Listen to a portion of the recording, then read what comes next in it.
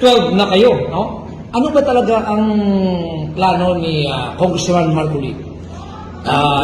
For senator or congressman? I'm now running for senator. Okay? Kasi po, tapos na yung aking termino at marami po ang mga mamamayan natin, lalo na po yung mga sumusuporta sa atin na kailangan pa rin nila yung aking paglilingkod.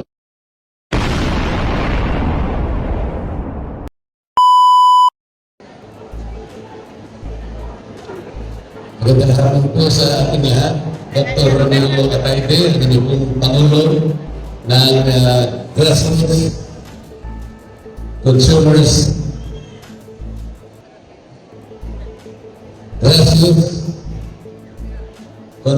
Cooperative. Alam po ba rin nyo na napaka-importante po ng inyong organisasyon. Sapagkat kung inyo pong susuriin yung batas tungkol sa cooperative, yung layo din po niyan ay para paramihin at i-promote ang cooperative movement dito sa ating bansa sapagkat kinikilala po ng batas na ang cooperative movement ay isang napaka-importanteng factor para tulungan po yung ekonomiya ng ating bansa. Ang problema lamang po, yung pagpapatupad sa batas na yun ay hindi masyadong nasusubaybayan. Unang-una na po, yung opisina ng Cooperative Development Authority, kung titignan po nyo yung budget niya, hindi naman po talaga sapat para tulungan po yung paglabong at pagpapalakas ng cooperative movement sa ating bansa. Mabuti na lang meron kayo, Presidente, katulad ni Dr. Atayde, siya pala ay Doctor of Public Administration de La Salle University. Pwede ko rin po magkwento sa inyo, ako rin po ay Doctor of Public Administration, University of the Philippines. Kaya, pareho kami ng layunin. Kung susumahin po, alam ko rin po meron kayong mga record na pwede natin ipagyabang. Halimbawa, ang cooperative movement sa buong Pilipinas ay meron about 12 billion, over the billion at kapero. Meron kayong network na more than 6 billion pesos. Meron kayong mga 25,000 operating cooperatives today. Kung halimbawa po meron lang tututok na isang opisina na bibigyan ng karampatang budget para sa ganun ang interes ng bawat cooperative sa bansang ito ay matugunan. Napakalaki po sana ng contribution ninyo sa ekonomiya ng ating bansa. Diba, Dr. Atayde, may nagsasabi, the rising tide lifts all boats. Pag tumaas po yung tubig, lahat po ay tataas. Pag tumaas po ang pagsubaybay, ang pagtulong sa cooperative movement at tumaas ang ekonomiya ng bansa, lahat po tayo ay tataas. Lahat po tayo ay makikinabang. At ang magiging dulo po nito, ang mga mamamayan po ay mabibiyayaan ng inyong sama-samang industry, ng inyong sama-samang pagpapagod, ang inyong sama-samang pagtutulungan upang inangat ang bawat miyembro ng inyong organisasyon. Alam po rin yung problema. Wala kayong champion sa Senado. Ang kailangan po ninyo, champion. Tinitingnan ako ng isang mundo. Robin Padilla. Dangerous na. Lahat ito. Diyos.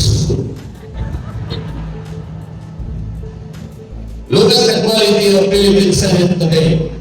Meron po nag-describe, Dr. Akaido. Tignan niyo yung kalidad. Huwag saan sila magaling. Magkakaibigan naman kami pare-pareho. Kumbaga sa niluluto. Tignan mo rin yung mga sangkap kung niluluto. Tapos kayo magluto ng paksin, alam niyo kung ano dapat na sangkap. Gusto mo ng sinigang, alam mo kung ano yung sangkap. Kari-kari, alam mo yung sangkap. Pinag-break, alam mo yung sangkap. Pero pag pinaghalo-halo mo yun, hindi mo nalaman na yun, anong niluluto natin, may problema. May pagsigaw. May may artista. Sabi ng mga kasama ko, Congressman Marcoleta, pwede ba ihalo ka namin doon? Kasi ko na, ihalo mo ko doon eh. Hindi na nga magkakatugma lahat ng mga sangkap. Ilalagay mo ba ako doon? Hindi na nga nagkagpaka sa problema. Hindi po. Hindi gano'n ang layunin namin. Kahit hindi pa namin malaman kung ano yung niluluto ngayon, pag ilagay ka namin doon, ikaw po ay magsisilbing magic sarap.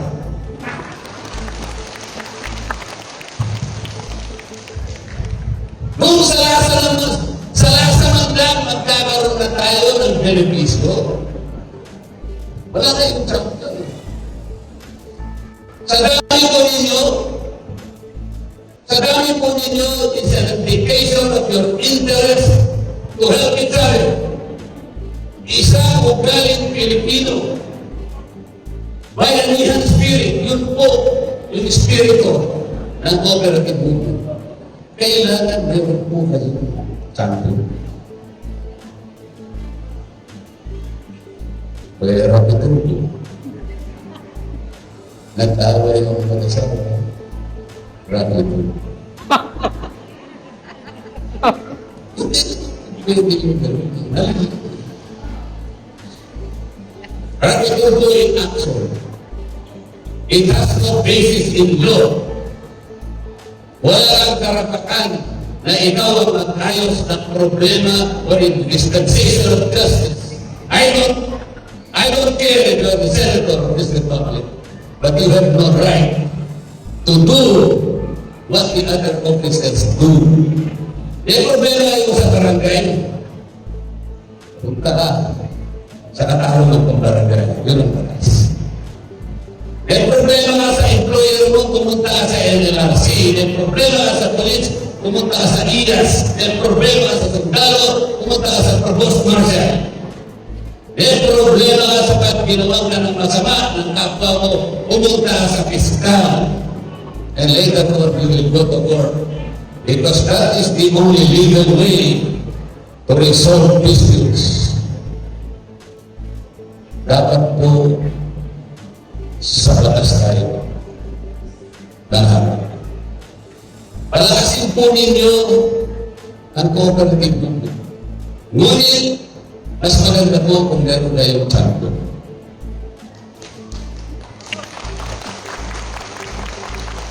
Nandun po ako sa kabila kanina, narinig po po na nalaman ko na nandun po kayo.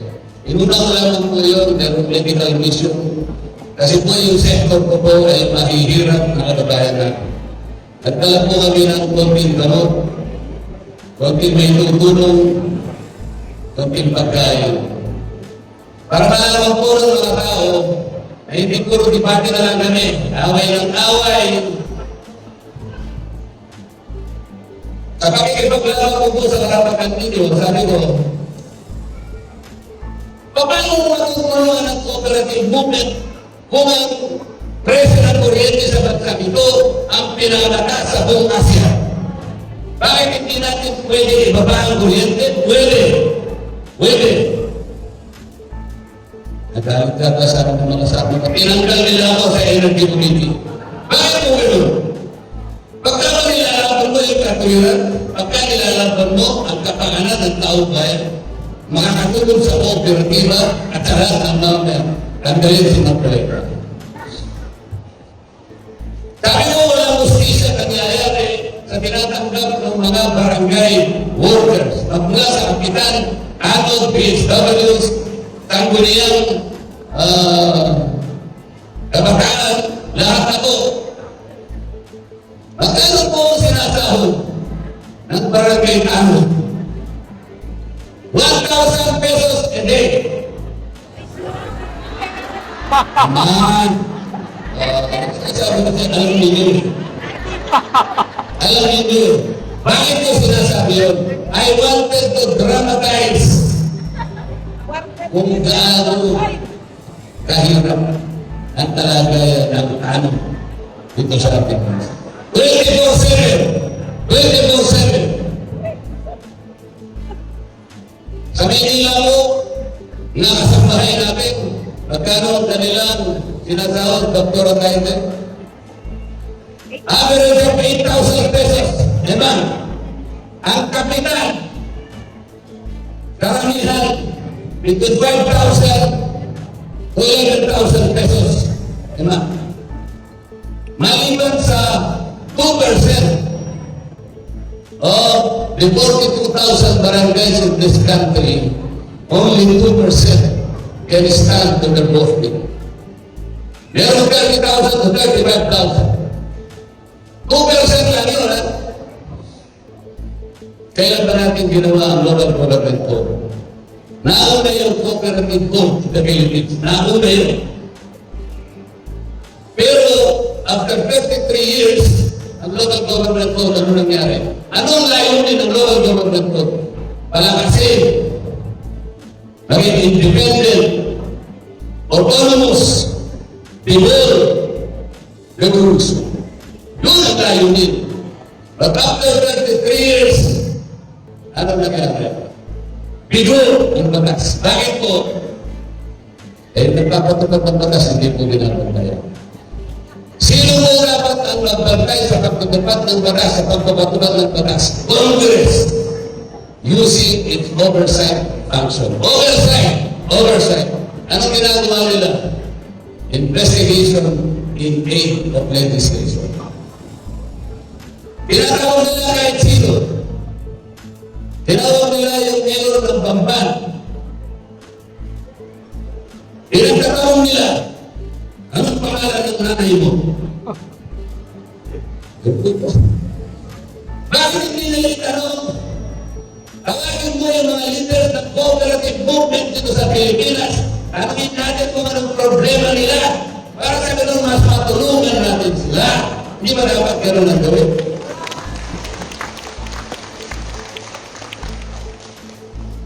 Tingnan nyo yung House of Representatives. Quantum. 4 na komite. Pinagsama sa isa. Wala akong minute.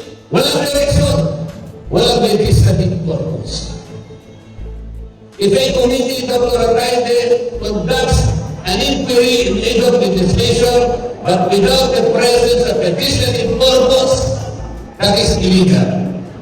Kaya dito kahit sino pwede nilang ipatawag. Kahit ano pwede nilang itanong. Mali. Kaya kung nakatawag, pag tinanong ka na sa ito ba yung boyfriend mo? Bakit ang gusto mo pareho na yung malapit? Nagsoda ba yun? Yung klase mga tanong nila. Sabi ng tinatanong, pwede po ba huwag mo nasagutin yun? Kung hindi mo sila doon, iko-content kita. Iko-content kita. At ako ba? Alam mo ba yung sabi ng Korte Suprema, the Congress is not a prosecution office. Congress is not even a court. O kung kayo ba? Ayaw mo pumunta sa kwarto, ayaw mo sumama sa kanila. Sabi sa akin ng speaker, bakit hindi mo tinutulungan ang mga kasama mo? Dati naman, nung ABS-CBN, ikaw lang mag-isa. Ikaw lang mag-isa. Isinara mo ang ABS-CBN. Bakit ngayon? Ayaw ko tumulong. Sir Speaker, tutulungan ko po pagkatama ang ginagawa natin. Sasama mo pagkatama ang direksyon natin. Pagkabara sa tao. Bakit pinagtakbol mo ang office of the Vice President? No, Mr. Speaker. Ang pinagtakbol ko yung provision. Ang pinagtakbol ko yung regulasyon natin dito. Na kapag ka naghain na ng proposed budget ang Office of the President, Office of the Vice President, Office of the Judiciary, and including the budget of Congress. Hindi na nagtatanong. Because yun ang tradisyon. Yung pagkagalanan sa bawat isa. Igagalan mo. Kalaban mo si VP Sara, I don't care. I don't care. Ayaw ninyo siya, I don't care. But she happens to be the Vice President of the Philippines. The occupant is one person, the office is another. You have to respect the office of the Vice President. Ayaw nang maniwala sa akin. Ang galing mo na kanya sa Bacoleta. Bigyan na ako pero beggar argument. Pagkakuha na sila tayo sa kutsahan, guguluhin nila ako. Pag yung hokya na kinakain ko, kinuha nila. Pero kung ako ginagawa nila. Mabuti na lang, mayroon cooperative movement, mayroon ako mapagsusunduan. The reason when I came here is to consult with you. Para magsumbong ako sa inyo. Bakit ganito nangyayari sa ating bansa? Bakit yung pagkakaisa na gusto natin? Bakit hindi yun nangyayari? What is the very spirit of cooperative movement in this country? Unity! That is the only foundation of cooperative movement. Pag tayong pagkakaisa, sinira na. Walang pupuntahan sa cooperative. I want to congratulate your President for pursuing the directions of your organization. Sana matulog po ako sa inyo. Sana kahit mag-umpisa lamang ako. Anong sinabi ko? Kahit mag-umpisa lang ako, magic sarap sa sinabi. Malaki po ang may tutulong ko sa inyo. Pangako sa inyo ito. Hindi pangako ng artista. Hindi pangako ng artista. Paraan po natin ang artista, walang problema. After 5 minutes, tapos na. Kasi na-overwhelmed tayo. Ay, parang kakalima ako, bilang dumating si Robin Padilla. Nagkakuloy mga babae. May intindahan ko po kayong lahat, kahit magkakulo kayo sandali. Ngunit, pagkatapos kayo mahimasmasan at nakapag-isip kayo, eh, pero lang naman sila magandala mo tayo nagsisigawan.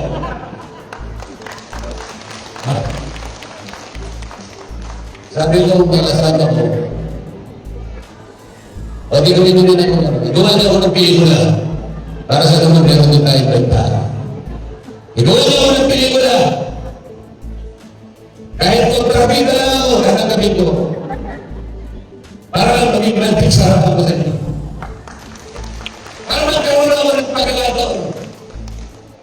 Nakasama ko si Dr. Alcaide sa pagsusulong ang simula ng government. Maraming salamat po. Magandang hapon po. Mabuhay kayo po na. Maraming salamat po sa inyo lahat. Tulad po ng nabanggit namin kanina, meron po naghihintay na marami.